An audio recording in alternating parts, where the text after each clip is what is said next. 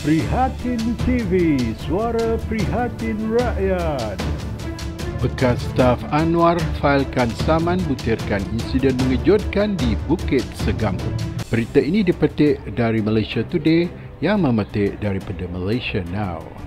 Bekas kaki tangan Anwar Ibrahim berusia 28 tahun yang 2 tahun lalu menuduh Presiden PKR itu menyerangnya secara seksual memfailkan saman mengandungi butiran yang mengejutkan mengenai insiden yang didakwa berlaku 10 hari sebelum ahli politik itu memenangi pilihan raya kecil Port Dickson pada 13 Oktober 2018. Muhammad Yusof Router berkata dia mengalami trauma serius secara fizikal, psikologi dan sosial akibat insiden itu.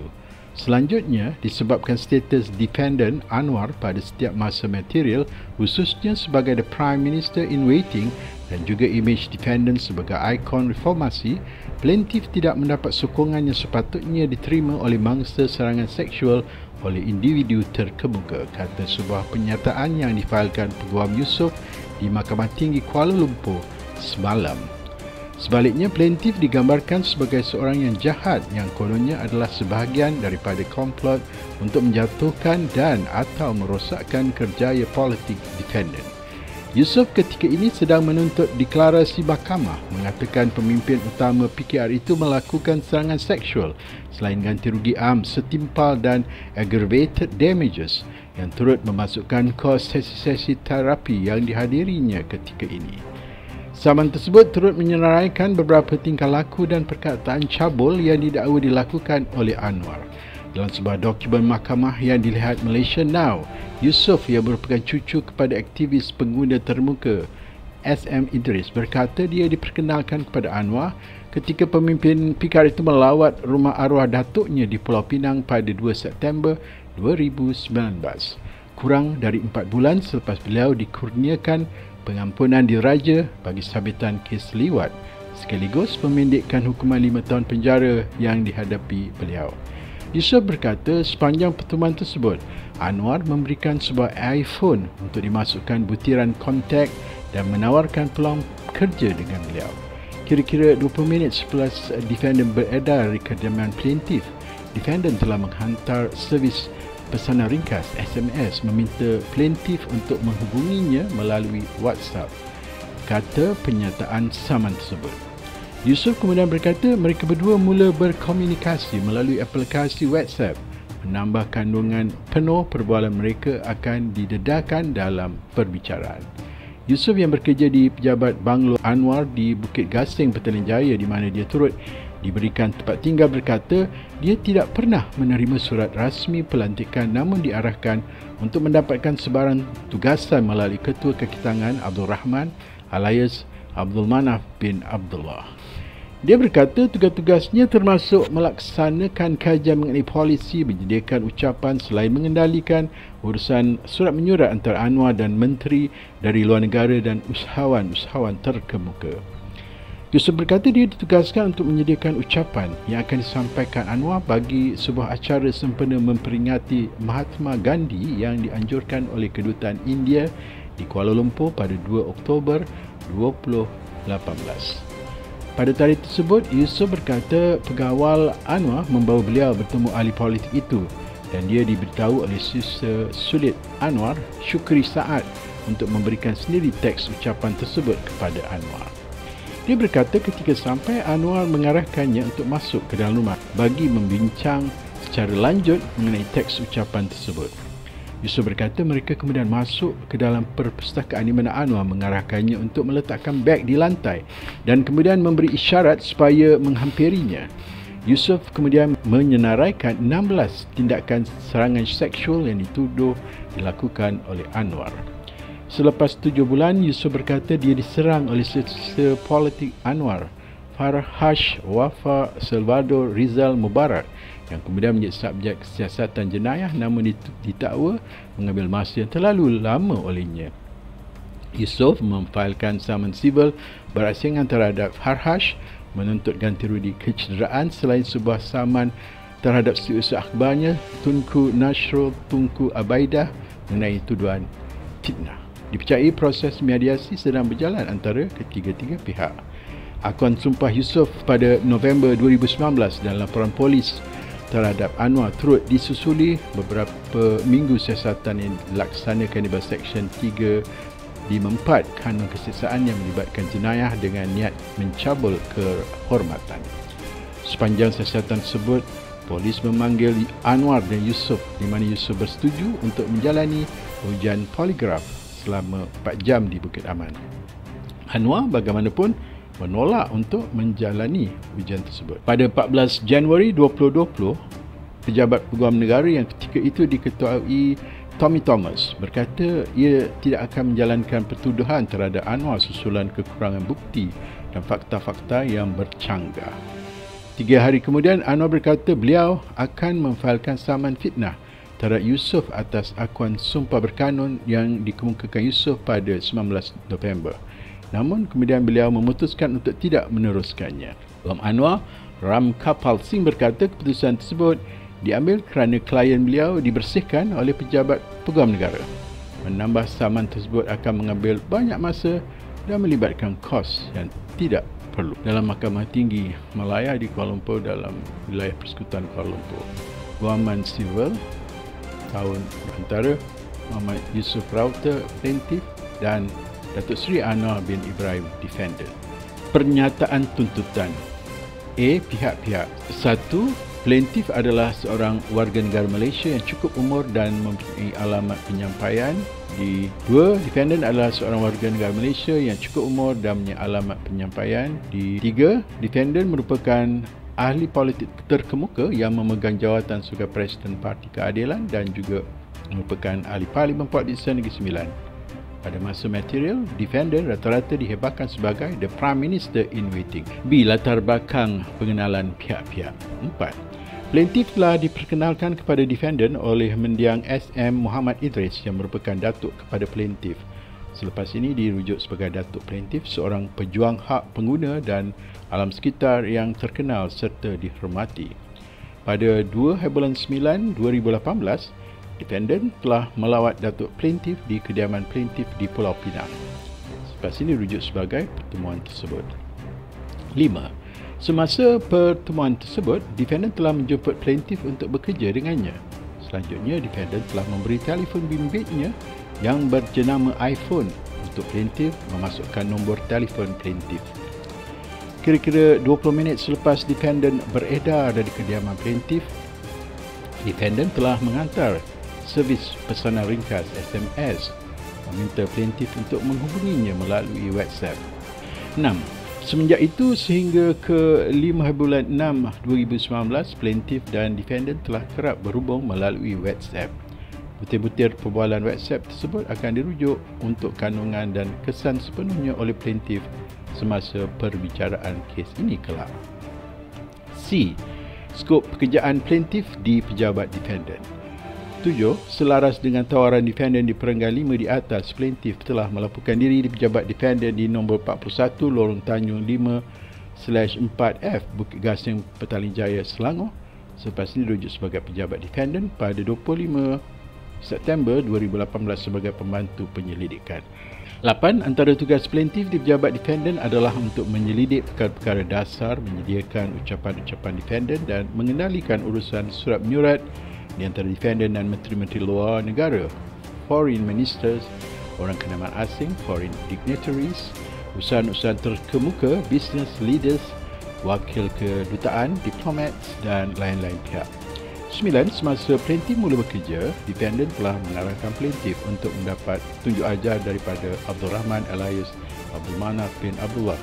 Selepas ini dirujuk sebagai Abdul Rahman yang merupakan ketua kakitangan Chief of Staff di pejabat defendant dan mendiang Merrill Wayne Davies. Selepas ini dirujuk sebagai Merrill Davies yang merupakan rakan akrab, close friend and confidant defendant. 10. Di sepanjang tempoh bekerja di pejabat defendant, plaintiff tidak diberi sebarang surat tawaran. Selain daripada perenggan 8 dan 9, di atas plaintiff tidak dimaklumkan secara terperinci deskripsi atau skop pekerjaannya. 11. Plaintiff juga tidak dibayar sebarang gaji sehingga Disember 2018, walaupun plaintiff berharap akan menerima gaji pada masa akan datang. Namun plaintiff tidak membuat sebarang tuntutan memandangkan defendant merupakan ahli tokoh politik yang berpengaruh. 12. Defendant telah menyediakan penginapan secara percuma untuk plaintiff di pejabat defendant yang merupakan sebuah rumah banglo yang telah diubah menjadi pejabat. 13. Pada hari-hari yang defendant masuk ke pejabat defendant akan sering meminta plaintiff untuk menemuinya. Komunikasi melalui WhatsApp di antara plaintiff dan defendant berterusan di sepanjang tempoh ini. D. Fakta-fakta material. 14. Pada sekitar akhir bulan September 2018, plaintiff telah diarahkan oleh Abdul Rahman untuk menyediakan suatu teks ucapan untuk defendant. Selepas ini dirujuk sebagai ucapan teks tersebut yang telah diundang sebagai tetamu khas untuk menyampaikan ucap pertama sempena sambutan ulang tahun tokoh Mahatma Gandhi yang ke-150 yang dianjur oleh Kedutaan India. Selepas ini dirujuk sebagai upacara tersebut. Upacara tersebut berlangsung di Subhash Chandra Bose Cultural Center, Menara Center Vista, Kuala Lumpur pada 20/10/2018. Plaintiff dan Meryl Davis telah bersama-sama menyediakan teks ucapan tersebut. Pilihan Raya Kecil Port Dickson 2018. 15. Plaintiff telah berjumpa dengan defendant pada 29 September 2018 di Port Dickson, Negeri Sembilan untuk mendapatkan arahan selanjut mengenai ucapan teks tersebut. Defendant ketika itu sering berulang-alik ke Port Dickson untuk berkempen bagi Pilihan Raya Kecil Port Dickson P132 yang dijadualkan pada 13/10/2018. Kejadian serangan seksual di kediaman defendant. 16. Pada 2 bulan 10 2018, selepas ini dirujuk sebagai hari kejadian serangan seksual, plaintiff telah hadir ke pejabat defendant seperti biasa. Plaintiff telah berjumpa dengan Syukri Saad. Selepas ini dirujuk sebagai Syukri, iaitu setiausaha sulit setiausaha defendant untuk tujuan penyerahan teks ucapan tersebut kepada Syukri untuk dimajukan kepada defendant. 17. Lanjutan daripada paragraf 16 di atas, Syukri telah sebaliknya mengarahkan plaintiff untuk menyerahkan sendiri teks ucapan tersebut kepada defendant di kediaman defendant di Segambut. Kemudiannya Syukri tersenyum dan memberitahu plaintiff bahawa boss is expecting you. 18. Memandangkan plaintiff tidak pasti mengenai hala ke kediaman defendant, maka plaintiff telah meminta pertolongan salah seorang pegawai security defendant yang bernama Rafri Ahmad alias Dek D, selepas ini dirujuk sebagai Dek D, untuk menemaninya. 19. Plaintiff bersama-sama dengan Dek D telah bertolak ke kediaman defendant menaiki kereta plaintiff. Mereka bertolak dari pejabat defendant sekitar jam 2.15 petang dan telah sampai ke kediaman defendant sekitar jam 3 petang. 20. Setibanya plaintiff di kediaman defendant, plaintiff telah cuba untuk menyerahkan teks ucapan tersebut kepada defendant. Walau bagaimanapun, defendant telah mengarahkan plaintiff untuk masuk ke dalam rumahnya kerana defendant ingin berbincang secara lanjut mengenai teks ucapan tersebut. Plaintiff pun mengikut defendant turun ke library study defendant. Selepas ini dirujuk sebagai library study tersebut di tingkat bawah melalui tangga berlingkar spiral staircase. 21. Setelah berada di dalam library study tersebut, defendant telah mengarahkan plaintiff untuk meletakkan beg plaintiff di atas lantai. Pada ketika itu, plaintiff telah sekali lagi cuba untuk menyerahkan teks ucapan tersebut kepada defendant, namun defendant tidak mengambilnya. Defendant kemudiannya telah memberikan isyarat kepada plaintiff untuk menghampirinya. Sejurus selepas itu, defendant telah melakukan tindakan-tindakan berikut. Selepas ini dirujuk sebagai serangan seksual tersebut. 1. Defendant telah tanpa kebenaran, without consent, plaintiff secara tiba-tiba memeluk plaintiff dan cuba mencium plaintiff di bibir plaintiff secara paksaan. 2. Kemudiannya defendant telah beranjak tanpa kebenaran, without consent, plaintiff untuk mencium plaintiff di pipi kiri dan menjilat leher plaintiff. 3. Akibat tindakan-tindakan defendant seperti mana yang diplitkan di perenggan 21/1 dan -2 di atas, plaintiff pada ketika itu terkedu dalam keadaan amat terkejut, takut dan panik. 4. Seterusnya, defendant telah mengarahkan plaintiff untuk membuka butang kemeja defendant. Plaintiff yang masih dalam keadaan seperti mana yang diplitkan di perenggan 21/3 di atas tidak memberi respons kepada arahan defendant. Justru defendant membisik di telinga plaintiff, "Give me a blowjob." 5. Plaintiff lantas tersentak daripada keadaannya seperti mana yang dipleadkan di Perenggan 21/3 di atas dan telah dengan tegasnya menolak permintaan defendant. 6. Defendant kemudiannya telah membuka zip seluar defendant, menedahkan zakarnya dan tanpa kebenaran without consent plaintiff, menarik tangan kiri plaintiff dan memaksa plaintiff untuk memegang zakar defendant yang telah disunat, circumcised penis, sambil berkata, "You suka?" Plaintiff dengan serta-merta dan secara instinktif menarik balik tangannya. 7. Oleh kerana plaintiff telah mengingkari permintaan defendant, maka defendant telah tanpa kebenaran without consent plaintiff memeluk plaintiff secara paksaan, cuba memasukkan tangannya ke dalam seluar plaintiff secara paksa dan meramas punggung plaintiff. 8. Defendant telah tanpa kebenaran without consent plaintiff kemudiannya membawa tangannya ke hadapan dan meraba-raba zakar plaintiff. 9. Selepas itu, defendant tanpa kebenaran without consent plaintiff telah mula menggeser dry lung badan plaintiff menggunakan zakarnya sambil mencium leher plaintiff dan meramas punggung plaintiff. 10. Defendant telah tanpa kebenaran without consent plaintiff mencuba untuk menanggalkan seluar plaintiff secara paksaan sambil berulang kali berbisik di telinga plaintiff berkata, "I want to fuck you." Walau bagaimanapun, plaintiff berjaya menolak tangan defendant. 11. Apabila plaintiff menyatakan bahawa "I don't swing that way," defendant telah menjawab, "Most of them didn't until me dan you will enjoy it lah." 12. Akibat tindakan plaintiff yang terus-menerus menentang dan menolak defendant menjadi agresif dan secara paksaan cuba memusingkan badan plaintiff supaya defendant menghadap bahagian belakang plaintiff. 13. Dalam usaha menghalang defendant daripada memusingkan badan plaintiff, plaintiff telah menolak defendant dan menjerit secara kasar, "Stop being a fucking cibai."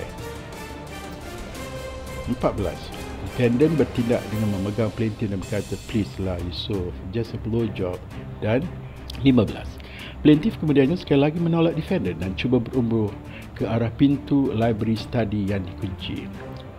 22. Defendant yang pada masa itu jelas kelihatan marah, kecewa dan letih telah menzip semula seluar panjangnya dan membenarkan plaintiff keluar dari library study tersebut setelah defendant membuka pintu library study tersebut dengan memasukkan kata laluan di atas panel elektronik. Bila sampai di pintu depan rumah, defendant memberitahu plaintiff bahawa "I want to do this again," yang mana plaintiff menjawab bahawa plaintiff sama sekali tidak akan berdua-duaan di dalam bilik dengan defendant. 23. Semasa plaintiff mula beredar, defendant telah dengan sinisnya memberitahu plaintiff bahawa "Eventually you will have to come around. I'm going to be PM, you know." 24. Setelah plaintiff keluar dari kediaman defendant, plaintiff perasan bahawa dek D tidak kelihatan di mana-mana. Plaintiff pun terus kembali ke pejabat defendant. 25. Kemudiannya plaintiff telah sekali lagi diarah oleh Syukri untuk membawa sesalinan teks ucapan tersebut ke lokasi upacara tersebut. Defendant yang jelas tidak selesa dengan kehadiran plaintiff di upacara tersebut telah tidak mengendahkan plaintiff. Selepas kejadian serangan seksual tersebut. 26. Semenjak serangan seksual tersebut telah tidak ada sebarang komunikasi di antara plaintiff dan defendant untuk tempoh lebih kurang 1 bulan. Walau bagaimanapun, plaintiff masih bekerja dengan defendant di pejabat defendant dan kemudiannya dipindahkan ke Yayasan Aman di nombor 41-3 Blok G, Jalan PGU 1/37, Dataran Prima 47301, Petaling Jaya, Selangor. 27. Pada 16/5/2019 pada lebih kurang jam 10 pagi, plaintiff telah diserang oleh sepolitik defendant iaitu Farhash Wafa Salvador Rizal Mubarak, sepasang dirujuk sebagai kejadian serangan Farhash. Plaintiff telah mengalami kejerahan yang serius dan terpaksa menerima rawatan perubatan. 28. Plaintiff mempleadkan di sini bahawa oleh kerana plaintiff tidak memenuhi hasrat seksual defendant pada hari kejadian serangan seksual tersebut, maka defendant telah mengarahkan Farhash Wafa Salvador Rizal Mubarak untuk teach the plaintiff a lesson. 29. Selepas kejadian tersebut di atas, plaintiff telah meletakkan jawatan di Yayasan Aman tersebut pada 24/6/2019. 30. Pada 19/11/2019, plaintiff telah mengikrarkan sesuatu surat akuan menghuraikan secara terperinci kejadian serangan seksual yang diperlakukan oleh defendant pada 2 hari bulan 10 2018. Tip 1, berdasarkan serangan sexual assault tersebut yang diperlakukan oleh defendant yang telah dipleadkan di atas, adalah jelas bahawa defendant telah melakukan beberapa perbuatan pencerahan ke atas diri plaintiff, trespass to person. Tip kedua, yang demikian plaintiff telah membuat satu laporan polis terhadap defendant pada 7 bulan 12 2019 melalui nombor report Jinjang 026266/19. 3/3. Lanjutan daripada perenggan 3/2 di atas, plaintiff telah memberikan kerjasama sepenuhnya untuk membantu siasatan polis. Plaintiff telah menghadirkan diri di Ibu Jawab Polis Diraja Malaysia PDRM di Bukit Aman, Kuala Lumpur pada 9 Disember 2019 untuk merekodkan keterangannya. Plaintiff kemudiannya telah berjaya menjalani ujian lie detector test, polygraph test di Ibu Pejabat PDRM di Bukit Aman, Kuala Lumpur pada 17 Disember 2019. 34. Defendant sebaliknya enggan menjalani ujian lie detector test, polygraph test. 35. Setelah kelewatan yang berpanjangan, Jabatan Pegawai Negara telah mengeluarkan kenyataan media menyatakan tidak ada bukti yang mencukupi insufficient evidence untuk mendakwa defendant. 36. Demi masa Jabatan Pegawai Negara mengeluarkan kenyataan media sehingga ke tarikh pemfailan saman ini, plaintiff terpaksa menghadapi penghinaan dan ejekan masyarakat dan menjadi bahan serangan lisan verbalisme di kalangan pemimpin politik yang menyokong serta bersekutu dengan defendant. 37. Plaintiff telah menerima kritikan yang kasar daripada orang awam hanya kerana plaintiff menuntut hak dan remedi untuk salah laku terhadapnya oleh defendant yang memimpin jentera politik secara besar-besaran peringkat nasional dan mempunyai pakatan dengan pelbagai pihak di dalam serta luar negara. 38. Selanjutnya, disebabkan status defendant pada setiap masa material, khususnya sebagai the Prime Minister in waiting dan juga image defendant sebagai ikon reformasi, plaintiff tidak mendapat sokongan yang sepatutnya diterima oleh mangsa serangan seksual oleh individu terkemuka. Sebaliknya, plaintiff dituduh secara jahat bahawa kononnya beliau adalah sebahagian daripada komplot untuk menjatuhkan dan atau merosakkan kerjaya politik defendant. 39. Oleh sebab kejadian-kejadian yang telah berlaku seperti mana dipleadkan di perenggan 16 hingga 38 di atas, ianya telah memberi impak kepada kesihatan mental plaintiff secara beransur-ansur sehingga plaintiff perlu mendapatkan bantuan profesional daripada ahli psikologi klinikal bagi memproses dan mengatasi trauma yang telah dan masih dialami oleh plaintiff. Plaintiff terpaksa menanggung kos sebanyak RM180 setiap sesi terapi dan sehingga ke hari ini. Plaintiff masih menjalani sesi terapi dan menanggung kos tersebut. E. Bukti-bukti serangan sexual assault dan atau perbuatan penceburan ke atas diri plaintiff oleh defendant, trespass to person. 40. Seperti mana yang dipleadkan di perenggan 21 di atas, defendant telah melakukan serangan sexual assault dan atau beberapa perbuatan pencerobohan ke atas diri plaintiff, trespass to person. Oleh itu, plaintiff mempleadkan seperti berikut. 1. Defendant telah melakukan serangan sexual assault dan atau pencerobohan ke atas diri plaintiff, trespass to person, apabila defendant telah tanpa kebenaran without consent plaintiff secara tiba-tiba memeluk plaintiff dan cuba mencium plaintiff di bibir plaintiff secara paksaan. 2.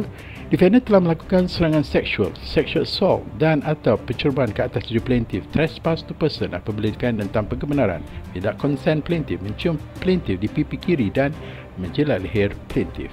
3. Defendant telah melakukan serangan sexual assault dan atau pencerobohan ke atas diri plaintiff, trespass to person, apabila defendant telah mengarahkan plaintiff untuk membuka butang kemeja defendant dan telah membisik di telinga plaintiff, "Give me a blowjob." 4. Defendant telah melakukan serangan sexual assault dan atau pencerobohan ke atas diri plaintiff, trespass to person, apabila defendant telah membuka zip selai panjang defendant serta mendedahkan zakarnya dan tanpa kebenaran without consent plaintiff menarik tangan kiri plaintiff dan memaksa plaintiff untuk memegang zakarnya yang telah disunat ke circumcise penis sambil berkata, "You suka?" 5. Defendant telah melakukan serangan sexual assault dan atau pencerobohan ke atas diri plaintiff, trespass to person, apabila defendant telah tanpa kebenaran without consent plaintiff memeluk plaintiff secara paksaan, cuba memasukkan tangannya ke dalam seluar plaintiff secara paksa dan meramas punggung plaintiff. 6. Defendant telah melakukan serangan seksual, sexual assault dan atau percubaan ke atas diri plaintiff, trespass to person apabila defendant tanpa kebenaran without consent plaintiff meraba-raba zakar plaintiff. 7. Defendant telah melakukan serangan seksual, sexual assault dan atau percubaan ke atas diri plaintiff, trespass to person apabila defendant tanpa kebenaran without consent plaintiff telah mula menggeser dry lump badan plaintiff menggunakan zakarnya sambil mencium leher plaintiff dan meramas punggung plaintiff. 8. Defendant telah melakukan serangan seksual, sexual assault dan atau percubaan ke atas diri plaintiff, trespass to person apabila defendant telah tanpa kebenaran without consent plaintiff mencuba untuk menanggalkan seluar plaintiff secara paksaan sambil berulang kali berbisik di telinga plaintiff berkataan I want to fuck you. 9. Defendant telah melakukan serangan seksual, sexual assault dan atau percubaan ke atas diri plaintiff, trespass to person apabila defendant secara paksaan cuba memusingkan badan plaintiff supaya defendant menghadap bahagian belakang plaintiff. Dan 10. Defendant telah melakukan serangan seksual, sexual assault dan atau percubaan ke atas diri plaintiff, trespass to person apabila defendant bertingkap memegang plaintiff dan telah berkata kepada plaintiff, please lah Yusuf, just a blow job. F. Butir-butir kerugian dan kerosakan. 41. Perenggan 40 di atas diulangi. Oleh demikian, plaintiff mempelitkan bahawa beliau telah mengalami antara lain kerugian, kerosakan dan atau penderitaan termasuk tetapi tidak terhad kepada 1. Gangguan fizikal, psikologi dan sosiologi, 2. Gangguan trauma serius, 3. Pencabulan kehormatan dan 4. Kehilangan reputasi. 42. Plaintiff juga mereservkan hak-haknya untuk meminta pleading untuk menambahkan sebarang kerosakan dan atau kerugian berikutan following from kausa tindakan yang dipleadkan di sini. G. Relief. 43. Oleh demikian, plaintiff memohon untuk relief yang berikut terhadap defendant. 1. Deklarasi bahawa defendant telah melakukan atau memperlakukan serangan seksual, sexual assault dan atau beberapa perbuatan pencemarahan ke atas diri plaintiff, trespass to person pada 12/10/2018 dan bahawa plaintiff adalah berhak untuk mendapatkan perlindungan di bawah undang-undang selaras dengan perkara 8 Lembaga Persekutuan tanpa mengambil kira status defendant.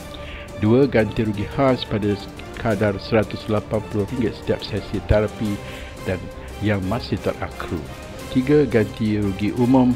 4. Ganti rugi teladan. 5. Ganti rugi teruk. 6. Faedah pada jumlah penghakiman pada kadar 5% tahun dari tarikh penghakiman sehingga pelupus penyelesaian penuh tindakan ini. 7. Kes tindakan ini. 8. Faedah pada jumlah kos yang diberikan di Perenggan 43/7 di atas pada kadar 5% setahun dari tarikh penghakiman sehingga penyelesaian penuh kos tindakan. Dan 9. Apa-apa jua relief yang dianggap sesuai dan berpatutan oleh mahkamah yang mulia ini. Tarikh pada 14 hari bulan Julai 2021. Abdul Halim Usha and Associates, pengacara bagi pihak plaintiff.